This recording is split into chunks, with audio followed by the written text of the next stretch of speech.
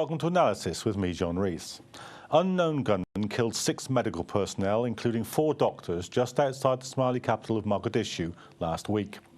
The United Nations has condemned the attack. It came just 6 months after the United Nations Security Council established the United Nations Assistance Mission in Somalia.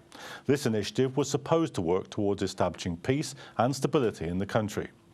But violent clashes continue to kill, maim and displace regional communities as the humanitarian situation has worsened.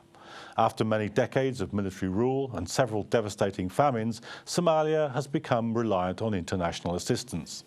But major healthcare organisations, such as Doctors Without Borders, are pulling out of Somalia over security fears as medical teams are still being targeted. So, what does this mean for the humanitarian crisis? Is development possible in a country where security seems a distant prospect? Here to discuss this in the studio is Duale Yusuf of the Somali Unity Council. And joining us on Skype is Emanuela Rizzo from the Somali Relief and Development Fund. And on the phone, Mohamud Uluso, former Somali Cabinet Minister and a former Governor of the Central Bank. But before we look at take the discussion, let's look at this report. As 2013 draws to an end, instability in Somalia continues unabated. Continuing attacks on medical personnel in the country are provoking more fears about the safety of aid workers and their ability to maintain a presence in the country.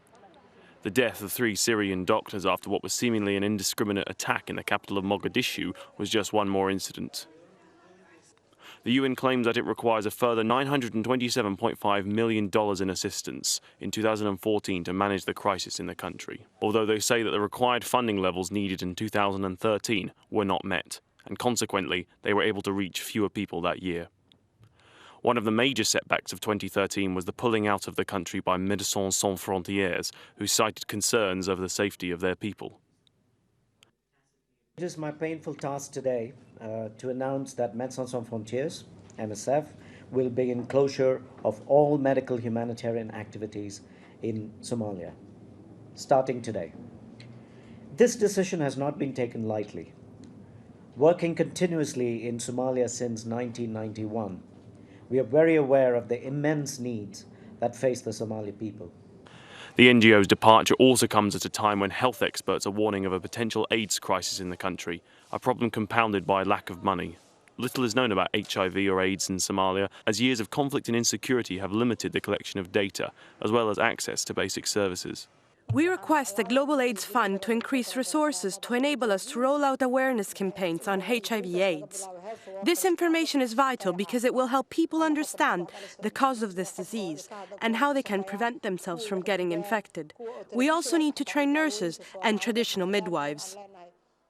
The Somali government does not have the capacity to handle the needs of HIV and AIDS-positive people due to the lack of funds. We are, however, trying to manage with what we can get from the Global AIDS Fund. As Somalia greets the new year, the UN's call for more assistance in stabilising the strife-torn country will be more pressing than ever. Earlier this month, the Prime Minister Abdi Farah Shirdon lost a vote of confidence in the Somali Parliament, disappointing many who had seen his government as a possible beacon of stability. The future for Somalia is, as usual, uncertain, and there will continue to be pressure for the international community not to lose interest in the country. Alex MacDonald, Islam Channel.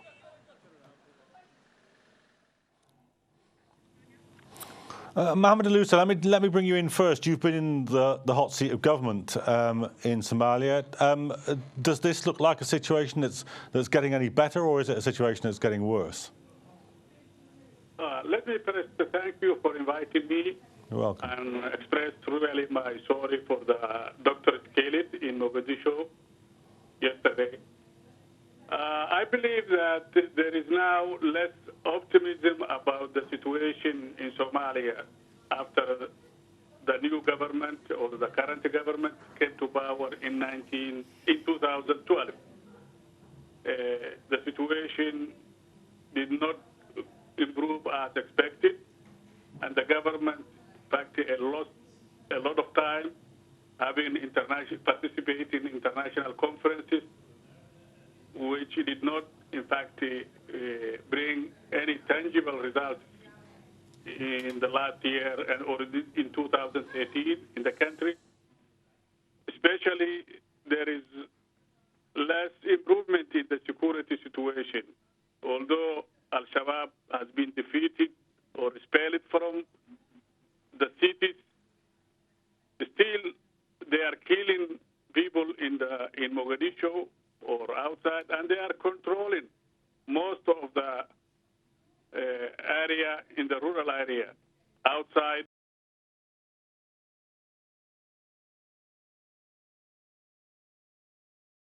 Situation is still volatile, and the political situation did not help either. So okay, thanks very much for that. Let me just ask Emanuela Rizzo, because you're involved directly with the question of the humanitarian crisis. Is your take like Mohamed's, that the situation really isn't getting better but getting worse? Emanuela? I would say that the humanitarian situation remains quite complex, and unfortunately, the approach used in Somalia in the past decades is just assistance without introducing any elements of the which left a community, a whole country, completely dependent from humanitarian aid, without promoting a more inclusive approach, which this would have benefited also the stability of the country. So I believe that it's true, the security situation is really complex and really volatile. I do agree that the Somali government needs to be empowered, but need also to be recognized as the unifying element in the country, which will most probably provide a better humanitarian situation.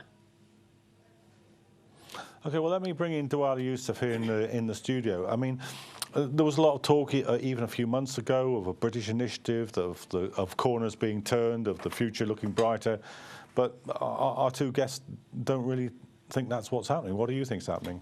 I believe in Somalia situation, nothing is working. There's no peace deal. There's no security. There is no support for the suffering of Somalians. I mean, nothing is working. I mean, the government, as Uluso had said, has been spending a lot of time outside the country.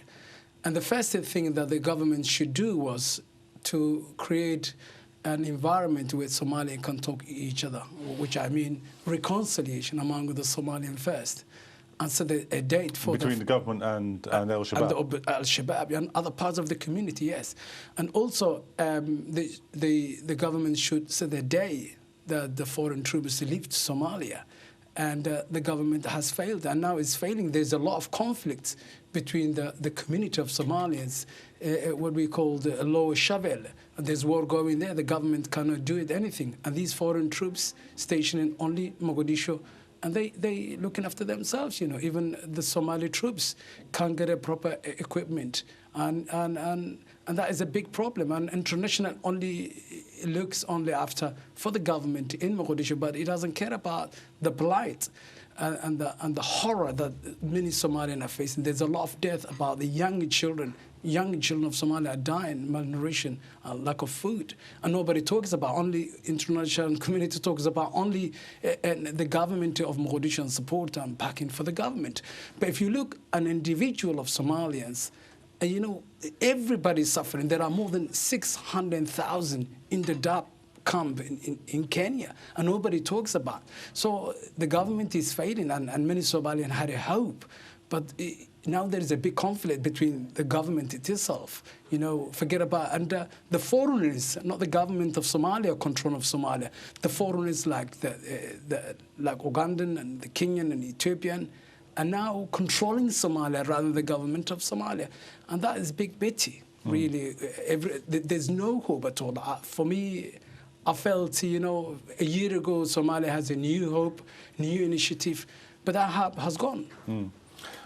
Mohammed, let me ask you, is the international aid, the country is dependent on international aid, but do you think that brings with it a kind of political framework which doesn't allow the country to develop and doesn't allow a domestic political process to unfold? Do you think it's too in debt politically to the people giving the aid to be able to come up with a solution? Yeah, you are absolutely right, because our problem on one side we can attribute to the government, but to help our listeners, you know, in the case of Somalia, what we mean government, especially the current federal government, needs to be redefined, because this is an institution that has been sponsored by the the donors and the international community. But at the same time, they don't want to give the necessary support, either diplomatically, financially, capacity, and everything. So, and when they established the government, they didn't do a good preparation for the establishment of a permanent government for Somalia. So this all combined, I think that most of the blame should be given to the donors and to the international community for, you know, driving and sitting the driving seat. But at the same time, the leaders of the government have responsibility to understand the situation and tell the public and the international community what are the problems and how they can address. Because if they don't have the means, the resources, timely, what is needed, I don't think the problems will be solved. Okay, Emanuela, just give us some sense of what the sort of immediate scale of the humanitarian crisis now is. Well, in terms of need, you still have in all over Somalia more than 1 million refugees, 800,000 people displaced. There are no public services such as healthcare or public school functioning. You have only 1 in 29 people with access to clean water, which means that the level of waterborne diseases, which are lethal for children under 5 years old, is massive. On the top of this, you have a major part of the country, which is all the south central zone of the country, which has been strongly affected by the famine in 2011. And unfortunately, due to the presence of Al-Shabaab militia, was not easy for the humanitarian organization to reach those populations in need. And so for quite a long time, those people did not receive any kind of support, or at least the support we were able to receive was quite little compared to their needs. And unfortunately, Somalia is a country with an ongoing humanitarian crisis. And even recently, if you look at the northern part of the country, it's been facing a quite serious flood, which displaced additional 300,000 people and killed 300 people. And this was just 1 month ago. And so basically, the Somali people do not have time to recover from the different natural disasters, plus the 20 years of war. Which means that you have, for instance, 4 million children under 18 years old who never access any educational system. So you have basically half of the population of Somalia, which is totally disenfranchised. I mean, you're describing a very, very extensive humanitarian crisis there. But with the aid organisations pulling out, do you think that there's even the sort of an elementary degree of stability which can begin to solve that in its most immediate sense, or are we looking at a catastrophe that can't be resolved because of the political instability? I believe that the Somalia situation needs a multi-layers approach. Unfortunately, we cannot work on one aspect of the crisis without considering a more holistic intervention. As far as I know, being part of the Somali advocacy group in the UK, the British government is actually looking at a more comprehensive intervention. And for instance, they should start with the new year in providing capacity building and technical support to the Somali government in order to answer to the needs, the lack of knowledge and understanding of how to run an institution such as government and the parliament, which means empowering and strengthening a more democratic approach, which is desperately needed in Somalia. But on the other side, there is a commitment that the international community, especially the humanitarian and development community, needs to take towards Somalia, considering that Somalia is not a country that can be considered on its way out of the crisis. Unfortunately, I agree with a lot of my colleagues in the sector that there are other major crises in the world, but Somalia is trying to move on, and we need to keep providing a qualified support. So basically, when I'm talking about qualified support, I'm not talking about just providing food parcels or immediate relief interventions, but I'm talking about start strengthening the capacity of local communities, start working on livelihoods. Okay, let me put some of those points to Duale Yusuf in the studio. Duale, you know, that description is of as an extensive humanitarian crisis as most places in the world with a humanitarian crisis could be so described. But there seems to be a kind of paradox here that more aid is necessary, but the aid leads to dependence, leads to political influence, and makes the aid ineffective. How is that cycle to be broken? I think if Somalia was left in 2006, Somalia could be a better country today. I mean, the foreign intervention, especially the United States in 2006, overthrowing Islamic courts was the beginning of the disaster of Somalia. And since then, Somalia is an unstable country. Somalia has become a susceptible country with a foreign intervention like Kenyans and Ethiopians are taking advantage of Al-Shabaab, naming every problem of Al-Shabaab. But the problem is not only the Shabaab. I'm not defending Al-Shabaab, but the truth is there are a tribal rival. There are foreign interests like the Kenyan and Ethiopian who are holding the Somali territories, both countries. And you know, even you don't hear the Kenyans' air forces has been bombarding last month the south of Somalia. And nobody's talking about they were killing nomads and farmers. And everybody is Al-Shabaab. You know, everybody's not Al-Shabaab. And the real solution... Just before we go, just let me, because I want to just put that point, because we're coming to the end of the first half, to Mohamud. Mohamud, do you agree that there was a point there, whatever you thought of the Islamic courts, where there was a more stable government? Because that's the point that Duale's made. I think the short period they stayed in Mogadishu, especially in the south, they have changed the situation and improved it. But I don't know what would be the situation if they remained in power longer than the time that that they have. But at the time, really, there was a serious change in security and some kind of stability, especially in Mogadishu and in the south Somalia. Okay, well, thanks for that. I mean, do you think that there can begin that process of reconciliation now that you were talking about? Absolutely, absolutely. Somalia does not need foreign troops, does not need our neighbors to invade of Somalia. That is a, insult, direct insult to the people of Somalia. If Somalia was left a long time ago to get solution themselves, Somalia would be a better country today.